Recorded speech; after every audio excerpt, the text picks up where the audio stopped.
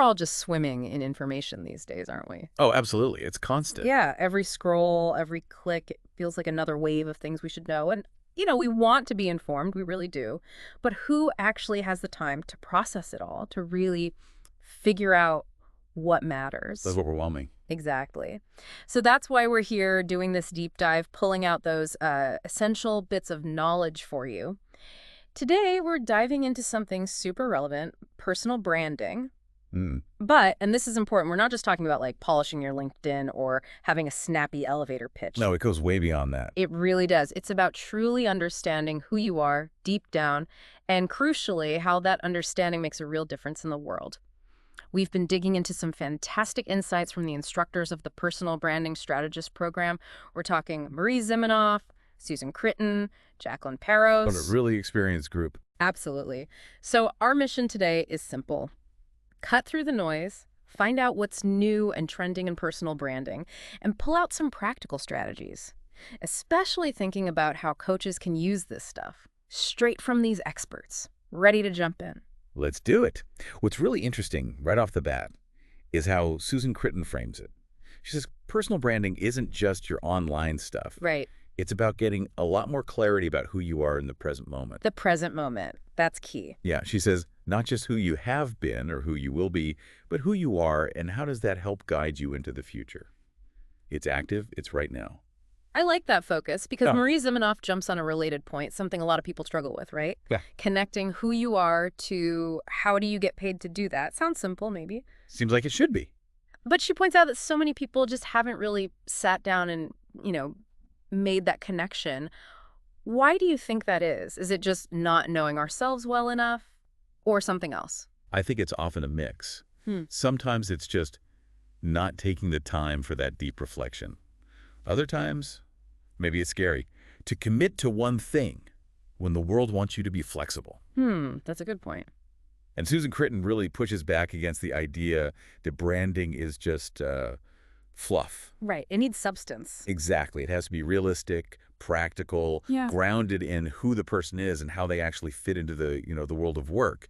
It's got to be authentic, but also solve a problem for someone else. And Jacqueline Peros adds a great layer here. She comes from marketing, tech, and image consulting. Quite the mix. Yeah. And she talks about image consulting being the ABCs of your image: appearance, behavior, communication. Okay, ABCs. I like that. But then personal branding, she says, it layers on top. It gives you a clear understanding of who you are at your core. So the branding informs the ABCs. Precisely. It makes sure that the outside stuff, how you look, act, talk, actually matches who you are inside. It ensures that authenticity. So it's not just acting the part, it's being the part because you know what that part is. Okay, but here's where it gets tricky and really interesting. Sometimes our best qualities, our biggest strengths, can actually trip us up. Oh, definitely. Marty Dubin from Fast Company had this great line. Every gift can be a curse. He said our super strengths become supernovas if we're not careful. That's a fantastic way to put it. And it happens all the time, right? Because we're proud of our strengths. We don't see them as potential problems. Exactly. Dubin tells this story about a CEO, Maria. Her confidence was key to her success starting the business. But eventually, it kind of tipped over into arrogance. Oh, dear. How did that play out? Well, her team started feeling sidelined or ignored. Yeah. Marie would just shut down discussions when she thought she had the answer. Sometimes she apparently even made people feel stupid. Ouch. And did she see it? That's the thing. No, she'd apparently say things like, my ability to make decisions is a strength, and they're good decisions. I don't see the point of going around in circles once I know the answer. Wow. That's a classic blind spot. A huge one. And it's painful when you finally see it. So Dubin suggests this strategy. It's simple, but really insightful. Take the words people use to describe you, the good ones. Okay. And then just add the word to after them. So if people say you're confident. Ask yourself, am I too confident? Exactly. Maria eventually admitted she could be too decisive. That takes some honesty. It does. Then the next step is spotting your awareness triggers. For Maria, it was that feeling of irritation, like, ugh, why do they want to keep talking about this? When she was done. Recognizing that feeling before she shut people down. Right. And the changes, Dubin says, they're not dramatic, just little tweaks. It's about self-awareness, tapping the brakes before the supernova moment. And that self-awareness is just fundamental to an authentic brand that actually connects with people instead of pushing them away. Such a practical tool. So, okay, let's bring this back. How does this help you, maybe if you're a coach, feeling a bit stuck in your current role? We're hearing about this big stay trend. Right, people staying put more. Yeah, maybe because of the economy or just rethinking things. Mhm. People are choosing to stay where they are instead of jumping ship. Marie Zimenoff talks about this and brings up job crafting. Ah, yes, job crafting. For listeners who aren't familiar, it's not about finding a new job. It's about sort of tweaking your current one, shaping it to fit your skills, your passions, your brand better. Exactly. And it's not just a nice idea. Susan Chritton told this great story about an attorney she coached. Oh, yeah. This attorney was a runner, really valued her morning run, big part of her routine, her values. Okay. But she felt weird coming into the office, still in her running gear, felt judged. I can see that. So, the solution. Sounds small, but she just found a different entrance to the office building. Seriously, that was it. That was a key part. It let her stick to her value exercise first without feeling that judgment. Her job satisfaction went way up. It just shows how honoring even a small part of your brand, like a value system, can make a huge difference day to day, aligning actions and values. That's brilliant. Such a small change, huge impact. So for coaches listening, or anyone who wants to bring more of themselves into their job, Marie Zimenoff says, look for ways to do what you enjoy within your current role. Be proactive. Yeah, maybe talk to your boss or just start doing it. She says, don't wait for permission. But how do you have that conversation? Say you're a coach, you want to do more training in your company. How do you pitch that? Well, you definitely want to be proactive, like you said, and focus on the solution. Susan Chritton's advice is don't just go asking, what else can I do? Right, make it easy for them. Yes. She says, come up with ideas and say, I would like to do X. She actually did this herself, ran Lunch and Learns, because she loved teaching, even though it wasn't in her job description. She just saw a need and stepped up. Exactly. So for a coach, maybe you see a common struggle on your team. You could propose a short workshop, or maybe a peer coaching group you could lead. Frame it as adding value to the organization, not just something you want to do. And, Chritton also points out that you don't have to get everything you need from your main job. Good point.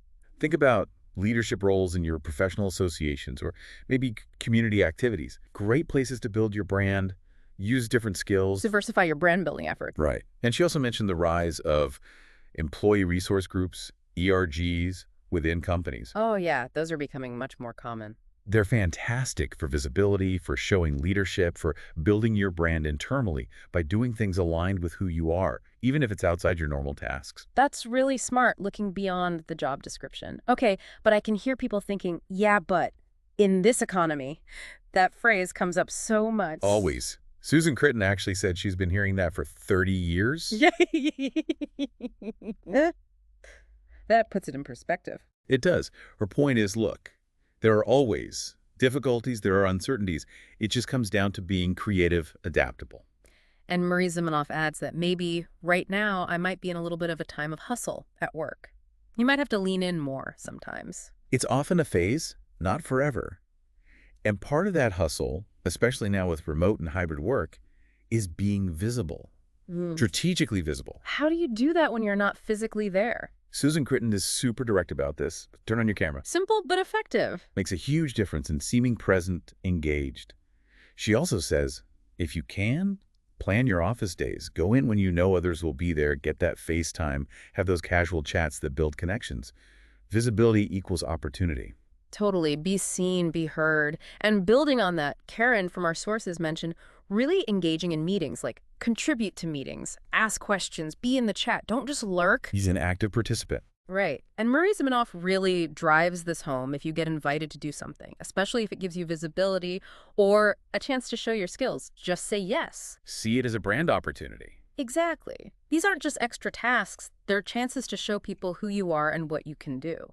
Which leads nicely into thinking about younger professionals. How does branding work when you're just starting out?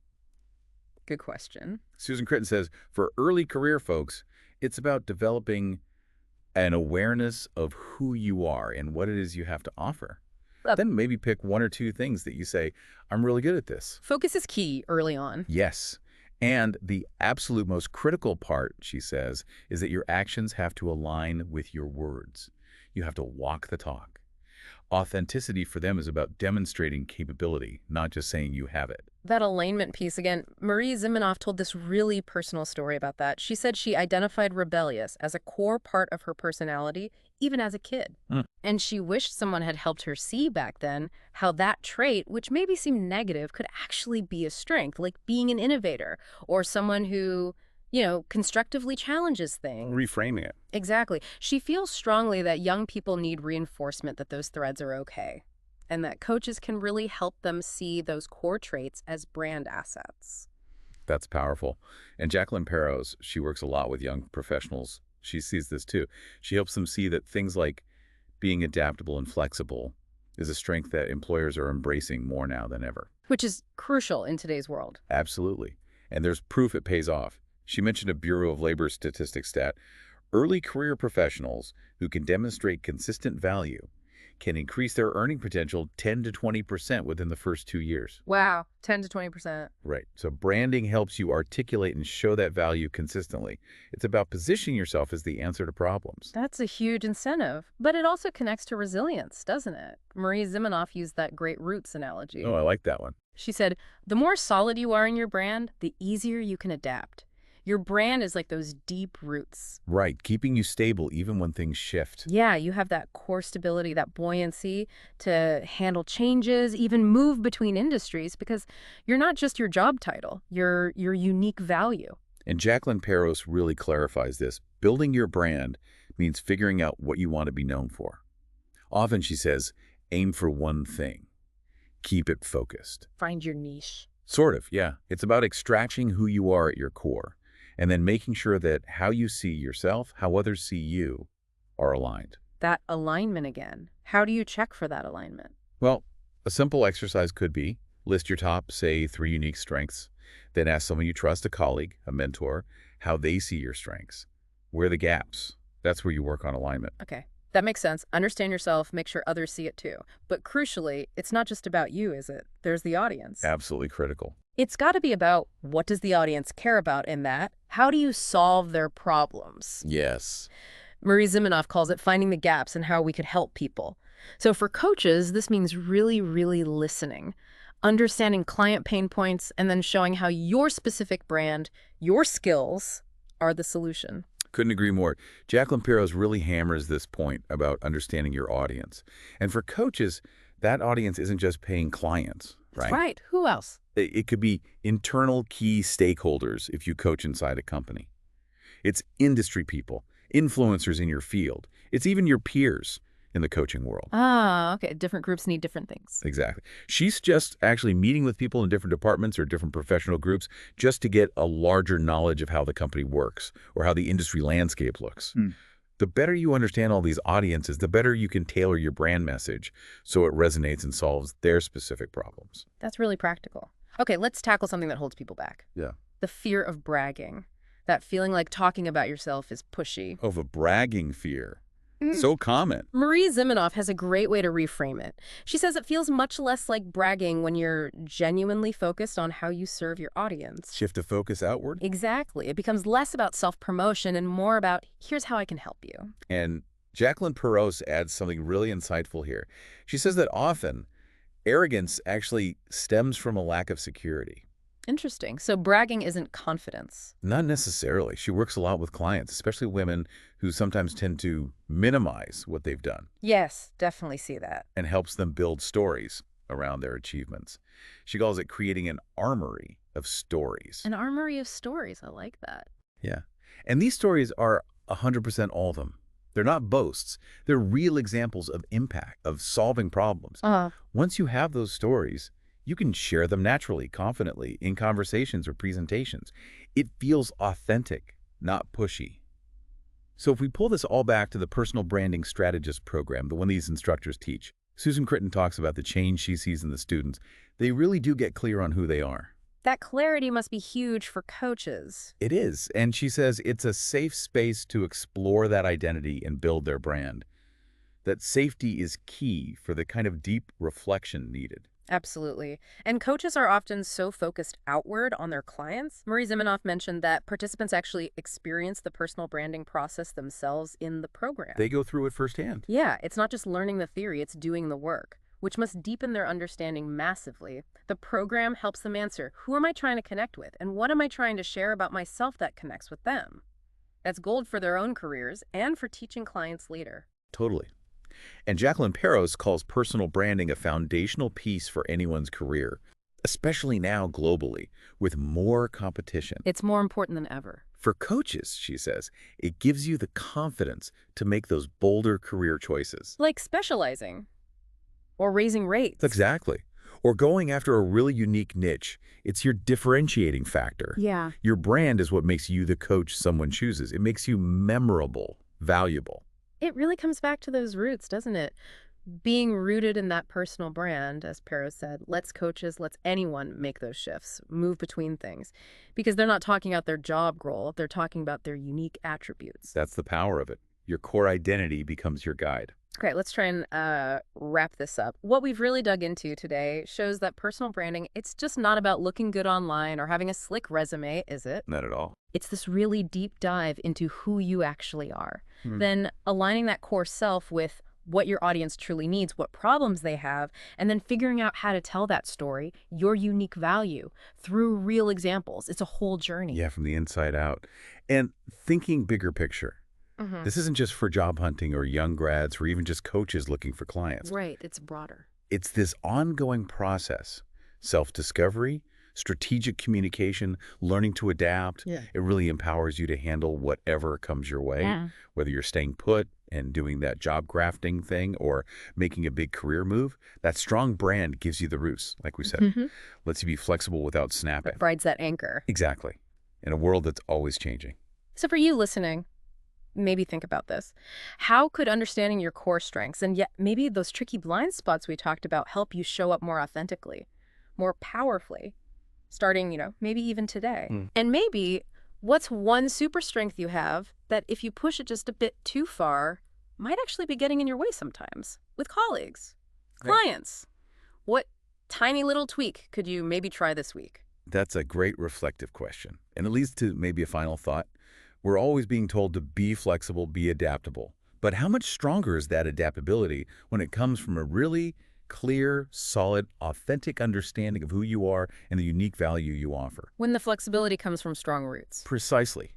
It stops being just about what you do and becomes much more about who you are becoming.